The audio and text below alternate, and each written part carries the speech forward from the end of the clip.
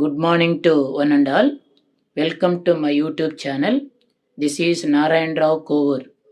ఈరోజు మనం ఈ వీడియోలో గోల్డ్ ప్రైజ్ పెరిగితే ఎకానమీకి ఏమి ఎఫెక్ట్, గోల్డ్ ప్రైజ్ కానీ పెరిగితే ఎకానమీకి ఏమి ఎఫెక్ట్ ఉంటుంది అంటే, బంగారం ధర పెరిగితే దేశానికి లాభమా నష్టమా అనే విషయాన్ని తెలుసుకుందాం.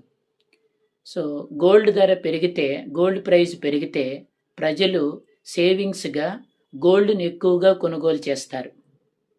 కాబట్టి ఆ డబ్బు ప్రొడక్టివ్ ఇన్వెస్ట్మెంట్కి వెళ్ళదు.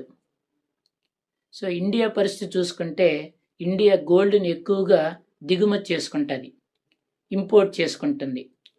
ఇంపోర్ట్ చేసుకున్నప్పుడు ఫారిన్ ఎక్స్చేంజ్ రేటు మీద ఒత్తిడి పెరుగుతుంది, కరెంట్ అకౌంట్ డెఫిసిట్ పెరిగే అవకాశం కూడా ఉంటుంది.